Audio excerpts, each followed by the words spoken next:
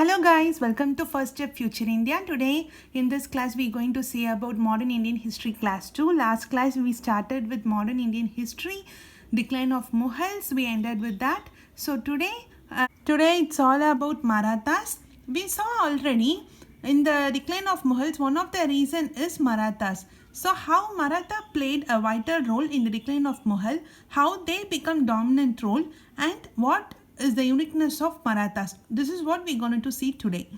The Maratha kingdom starts with the Shaji. Shaji is the one who is the first Maratha king. After him, Chhatrapati Shivaji, his son. Shivaji had two sons, Sambhaji and Rajaram. Here, this Sambhaji is arrested and killed by Aurangzeb, who is a Mughal king. So, since Sambhaji is dead, after Shivaji, Chhatrapati Shivaji, Rajaram is the one who got the throne. Rajaram, his wife Tarabai, after the death of Rajaram, here comes the problem. After Rajaram, his wife Tarabai wants her son Shivaji to get the throne. But Sambhaji, who was captured and killed by Aurangzeb, he have son called Shahu. He came for the throne. So there was war of succession between Shahu and Shivaji too. With the help of Peshwa Balaji Vishwanath, Shahu got the throne. He became the king. During this time, the role of Peshwa started.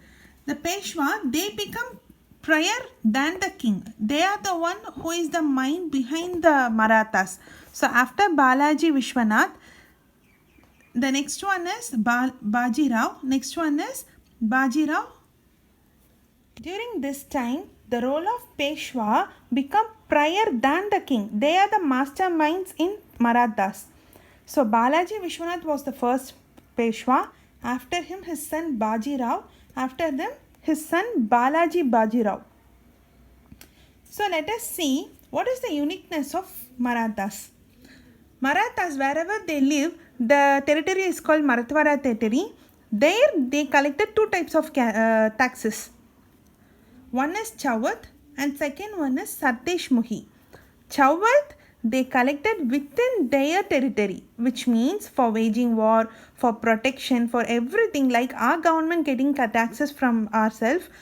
This Maratha kings get tax from their own people for maintenance, development, protection, waging war, everything. So that the Maratha kings who tax on their own people is Chawat. Whereas Sardeshmukhi, what is Sardeshmukhi in the sense? This Maratha kingdom, Maratha kings impose these tax on neighbor territory for protecting them from Maratha itself. Like if you pay the Sardeshmukhi to us, we will not wage war against you. This is the theme behind the Sardeshmukhi.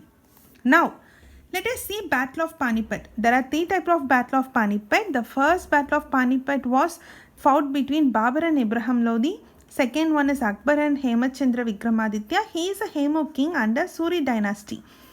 Here, the third one is Bajirao and Afghans. The third Battle of Panipat is fought between Bajirao and Afghans.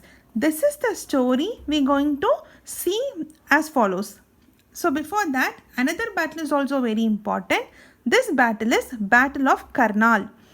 This battle is fought between Muhammad Shah, who is a Mughal king, and Nadir Shah, who is a Persian king. So this fight was between Mughals and Persians.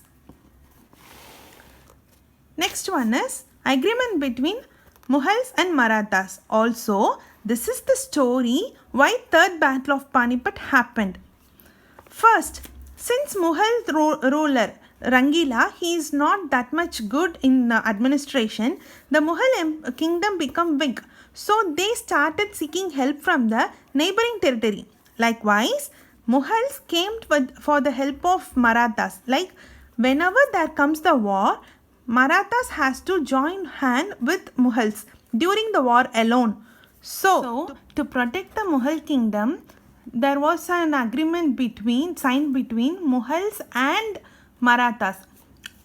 Whenever the war comes, Marathas will join with Mughals against the enemy as a common team.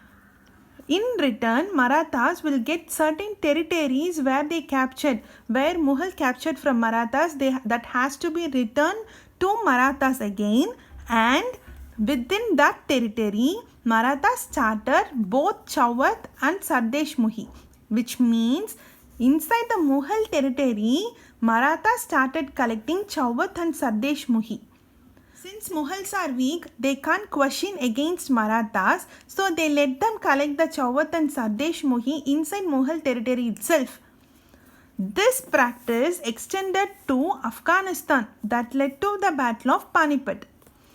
Here, the Marathas got defeated by Afghans.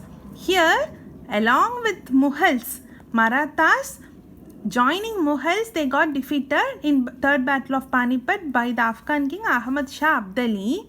So here, it created the vacuum among the Maratha rulers. Okay, that led to the invasion or arrival of Europeans in India.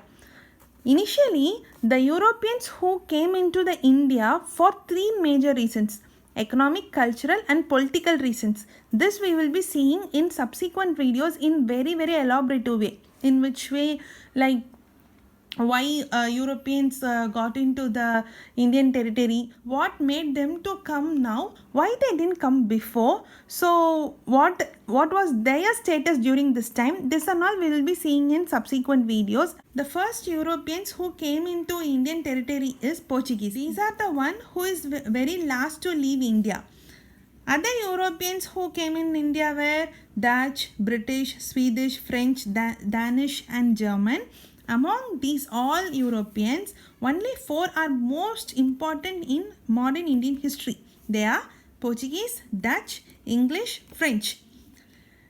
All of these Europeans, English got the dominant role. How these English got dominant over Portuguese, Dutch and French, we will see in subsequent videos. And if you like the video, please like, share and subscribe. Thank you.